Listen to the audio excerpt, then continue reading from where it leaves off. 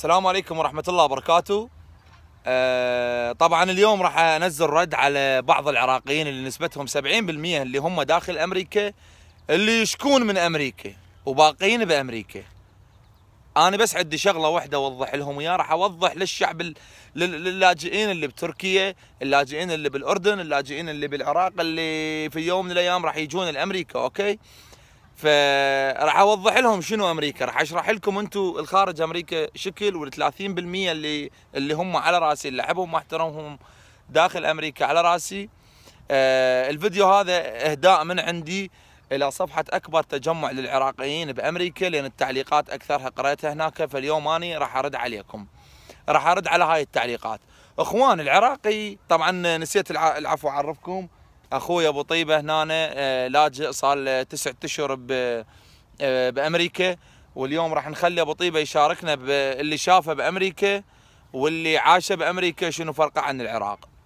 اخوان انتم العراقيين الخارج اللي بعدكم ما جايين لامريكا، تعرفون شنو العراقي هنا للاسف، يعني هاي حقيقه الكل يعرفها وانا جاي اوضح لكم اياها. اوكي، للاسف انه الجاليه الوحيده اللي ناس تاكل بناس بالغربه هي الجاليه العراقيه. اوكي، يعني لا تقول لي قرايبي، ولا تقول لي ابن عمي، ولا تقول لي صديقي قال لي، لين ذني كله ما ياكل، بس يطيرون ماكو، بس يطيرون يطبون امريكا، يعيشون لهم شهرين ثلاثه. هم بالعراق او بتركيا كان عنده طموح انه مثلا يشتري سياره ويقعد بشقه، اوكي، ويروح للشغل ويجي من الشغل. هذا من الله ينطيه للبشر. شوف، احنا بنادم دائما ننكر الجميل، خاصة احنا، يعني احنا ننكر الجميل. من الله سبحانه وتعالى يعطي العبد اللي يريده، يقوم يضغي على عبده. اوكي، العبد يقوم يضغي شلون انا عندي سياره وما ادري شنو اشتغل. ما يريد يشتغل العراقي، يعني الشعب اللي هم اهل البلد، واللي هم اهل الجنسيه واهل العلم، يشتغلون من 4 الصبح، يطلعون اشوفهم وحق الله ورسوله يشتغلون ويدفعون فواتيرهم الشهريه. العراقي ما يريد يدفع الانشورنس. خل افصل لكم شنو هو الانشورنس، شنو الفواتير اللي يدفعها العراقي. ابو طيبه يدفعها، وانا ادفعها، والكل تدفعها، الشعب كله يدفع هاي الفواتير. فاتيرة التأمين على السيارة، التأمين على السيارة اخواني، شوف شنو يضمن لك. انا اعتقد بالعراق لو اكو هيج خدمة يمكن العراقيين كلهم يسووها. السيارة اذا احترقت، هاي الجهة راح تدفع لك فلوس السيارة. اذا دعمت لك فد شي بالشارع والفد شي ينطلب من عنده تصليح، مثلا دعمت لك فد دائرة حكومية، دعمت لك سياج، دعمت لك فد شي، هذا كله راح يتكفل الانشورنس ويدفع مصاريفه. تدعم لك مثلا طفل ويروح للمستشفى الطفل، طبعا ايضا الانشورنس هذا راح يتكفل بمصاريفه. اوكي، يعني هاي شغله انت الك لنفسك اخويا، لنفسك، مو الي ولا لاي واحد، انت دافع شغله لنفسك. العراقي ما يريد يدفعها. العراقي وحده هو اللي الشخص الوحيد اللي ما يريد يدفع وما يريد يلتزم بفواتيره الشهريه. فاتوره التليفون، طبعا هسه ابو طيبه عنده سيم كارت اسمه لايكا موبايل. ايش قد تدفع للسيم كارتك؟ السيم كارت ادفع له 30 دولار، انترنت واتصال مفتوح ورسائل مفتوحه، رسائل كل شيء تدفع له 30. بالعراق تعرف انت كلها كارتات، وعبي الكارت وتجيب الكارت وودي الكارت. اوكي، هاي الفاتوره الثانيه. الفاتوره الثالثه اللي هي الكهرباء. طبعا العراقي ما يدفع كهرباء، ما يصير يدفع كهرباء، يعني الشعب يدفع له والعراقي لا، يبقى ما يدفع كهرباء ولا له شغله فاتوره كهرباء، لازم ما يدفع. هاي فاتوره غصبا عليك تندفع، شئت ام ابيت. ما تريد تدفعها، اوكي، ما عندنا شيء وياك، نطفي عليك الكهرباء ولا تدفعها، ما عندنا اي مشكله وياك. اوكي، الفاتوره الثالثه قلنا الكهرباء والايجار مال البيت. زين، هو ايجار بيتك انت شقه قاعد بيها، ليش ما تدفعها اخوي؟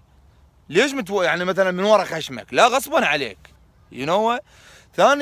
ثالثا انا هسه ابو طيبه اجى لاجئ، شاف الولايه صغيره ونستها محدوده، فبس من شيك انه الولايه رخيصه. ابو طيبه ايش قد من العراقيين عندهم بيوت دوله هنا الهاوسنج؟ ايش قد؟ واي عليك القران ايش قد بالمية؟ واي يعني كل عراقي تشوف ايش قد بالمية عندهم هاوسنج؟ هواي عندهم هاوسنج وهواي قاعدين بلو انكم. اوكي، خل اسالك سؤال، ايش قد المتقاعدين من العراقيين؟ واي يعني ياخذون رواتب من الدوله على ابو هم متقاعدين. اللي ضيعوا الحق والباطل، اللي تجي عمرها 12 عمرها 14 15 سنه بنيه مستحقه زواج، والله بيها حاله نفسيه، والله راسي يوجعني، والله ما اقدر اشتغل، طلعوني تقاعد، طلعت تقاعد. بحيث هسه ابو طيبه هسه قاعد تشوفوا هواي حالات من اللاجئين الجدد مرضى بس ما يطلعوهم تقاعد، صح لو انا غلطان؟ صحيح. والدليل امي صار لها سنه ونص لا تقاعد ولا شيء، لان بعد المصداقيه انتهت. هذا العراقي جه هنا يركب سياره وشقته وطاق له صوره بلاس فيغاس. اللي يتمنى الشاب العراقي اللي يطلع من الصبح لليل تدزه امه يشتغل تاكسي، يشتغل عماله، ولو يرجع لو ما يرجع، يتمنى امنيه واحده، يتمنى انه هو فد يوم من الايام يركب اللي راكبيه انتو. قاعد بشقه مثل اللي قاعدين بيها، التبريد يدق عليكم من الصبح لليل، وشويه وقلتوا حاره نروح للشاطئ، نروح للبحر، نروح المدري وين، يطلع لك وحده شو تقول؟ وحده تقول والله انا اطفالي بمدارس محافظه، يعني مدارس غير محافظه، يعني قصدها تدري شنو ابو طيبه؟ قصدها مثلا نطلب دعوه الى الاخ ترامب انه يسوي المدارس محنكه، يطلب مدارس وهابيه. اخي هذا بلدهم، هذا بلده. ما يعجبك اسمعيني، ما يعجبك تاخذين تكت ترجعين بيه للعراق، التكت هم مو من جيبك، من الكريدت كارت اللي طاك اياه البنك الامريكي، على مود ترجعين بيه وين؟ ترجعين بيه للعراق، وهناك مدارس يقول لك ماكو هسه 5 ستارز فول المدارس هناك، والرعايه فول ويعطوك هم فود ستام لابنك هناك، ويعطوا رعايه صحيه مجانيه لحد ما يصير عمره 18 سنه. هذا كله بالعراق يتوفر. انتم ليش ناكرين الجميل؟ القرآن يقول فأما بنعمة ربك فحدث. يعني هاي نعمة رب العالمين. من هو؟ اطفالنا هاك، يعني هسه ابسط مثال هنا، هاي العصريه يجيبون اطفالهم باع الخضار، باع العالم. يعني هسه انا ابو طيبه يمكن العالم يشوفني بالفيديوهات عبالهم انا ملياردير، ما يدرون ان انا حالي على قد الحال، على قد الحال. بس احمد الحمد لله والشكر يا ربي مأمن على نفسي وعلى عائلتي، وابني فد يوم من الايام راح ياخذ الشهاده الامريكيه، يصير عنده شهاده معترف بها بكل بلدان العالم، ومرتاحين نفسيا. الحر يجينا نشغل تبريد، الصيف يجينا نشغل تبريد، الشتاء يجينا نشغل التدفئه، وقاعدين بهيك طبيعه الله انطانا، هيك طبيعه اللي يتمناها. للاسف احنا كشعب عراقي افتقدنا هاي الراحه ابو طيبه. يعني العراق ليش العراقي من الله ينطي بيده يطغى؟ ليش؟ مع احتراماتي للطيبين، ليش طغيتوا؟ نزلوا علي البارحه، علقوا علي من ولايتي، ومعلقين علي من ولايات بامريكا، لا والله احنا نشتغل وندفع. يعني الشعب كله شعب اهل بيت واهل وطن يشتغلون ويدفعون. العراقي الوحيد اللي ما يريد يدفع. العراقي يريد يكون يصير مدير يجي لا اسمع الكذب، اسمع الحماوه. اول ما تلزمه هنا يجي والله انا ابويا عنده 50 معرض بالبياع، عنده نص بشركه فلان شيل الطيران. كمان مان تكذبون علي وانا طاق، يعني انتم كمان مان شويه، يعني خلوا الله بين عيونكم. هيك مليارديريه تحجز تكت للعراق وترجع. اتمنى من شكو عراقي يجي لامريكا وعراقي قاعد بالعراق يسمع الفيديو مالي، مني يشوف هيك حثالات المجتمع ناكرين خبزة رب العالمين وفضل الله ناكرين فضل. كونوا من تشوفوهم معلقين هيك تعليق تكتب له جوا ليش ما ترجع للعراق؟ ليش ما ترجع للعراق؟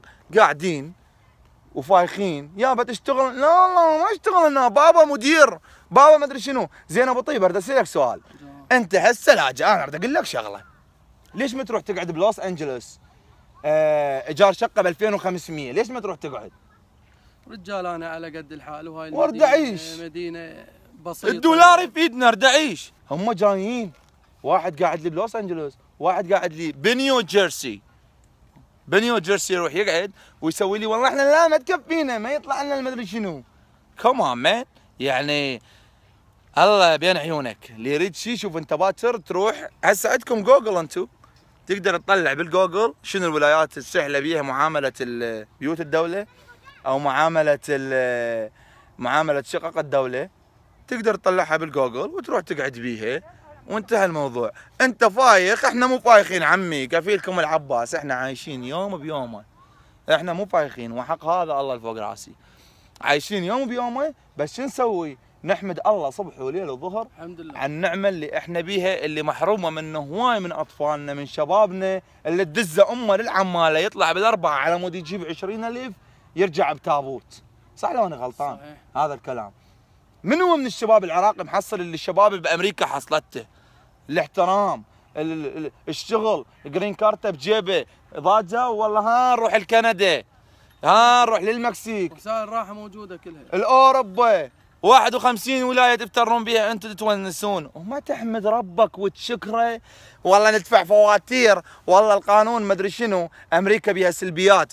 انتم باعوا. خل اقول لكم شغله، كلكم شيكت بروفايلاتهم والله العظيم كل هالماما متقاعده لو البابا متقاعد اعرفهم بيهم اعرفهم، واللي عنده بزنس وطالع. ثانيا انا اشرب يعلقون علي، والله لبسك ما السود، هذا لبسي هو جيف ا فاك. تعرف شنو؟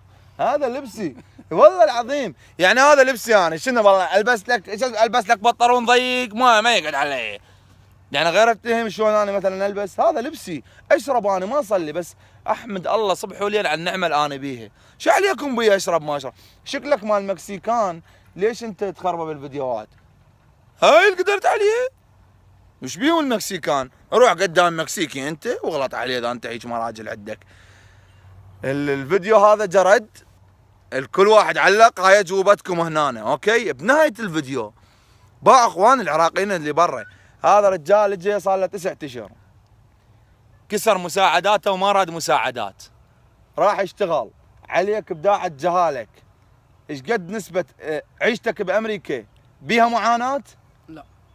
معاني من شيء، من بل، من معاناة، من واحد عاملك بمعاملة غير سلبية؟ ماكو شيء، يعني مرتاح والحمد لله. وش قد نسبة العراقيين عندنا بالولاية مرتاحين وجو حفاي وصاروا مليارديرية هسه؟ انا اعرفه هواي، صار له 9 اشهر شافهم اجوا منا كلا فلس ولا عانه، وحق هذا الله. هسه البنك مالته 90-100 ألف دولار وانت قاعد يمه شو يسوي؟ اخوان هو هذا العراقي اللي بامريكا، هو هذا دربه، من تحكي وياه شو يسوي؟ والله ما عندنا مطلوبين امريكا لك تمشي والفوح. انت طايله؟ انت جن تخلق من تي فيلمك بالعراق، طايله؟ احمد الله وشكره، احمد الله. شوف هاي هسه من نجيب اطفال العراق، هاي اطفال العراق الكاتلها الضيم والقهر، لا ونسه ولا كهرباء ولا مي. هذا تفرج هاي من نجيب اطفالنا هنا، والله شوفهم. اطفالنا تجي هنا، اتقوا الله.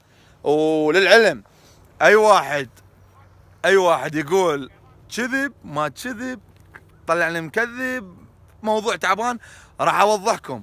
اوكي العراقيين راح اطلعهن، والعراقيين اللي خارج امريكا خلي يتابعون الفيديوهات المنشورات اللي ناشريها العراقيين اللي معلقين عليهم تعليقات يقول لك امريكا مو زينه.